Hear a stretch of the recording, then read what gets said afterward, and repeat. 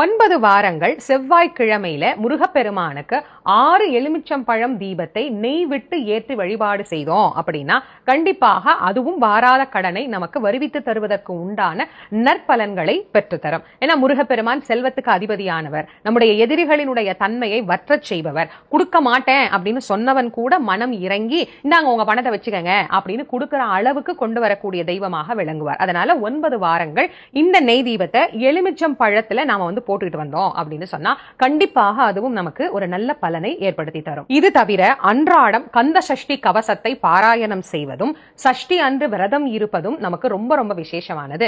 நாம ஸ்வர்ண பைரவரை எங்க பார்த்தாலும் அவரை நாம வழிபட்டோம் அப்படின்னு சொன்னா இந்த கடன் பிரச்சனையில இருந்து நம்மளை பெரிதும் விடுவிக்கக்கூடிய தெய்வமாக ஸ்வர்ண ஆகர்ஷண பைரவர் அப்படிங்கிறவர் நமக்கு விளங்குகின்றார். இப்ப இத்தனை வழிபாடுகளையும் நமக்கு எது சௌகரியமா இருக்கோ அதை நாம் செய்து கொள்ளுகின்ற போது கண்டிப்பா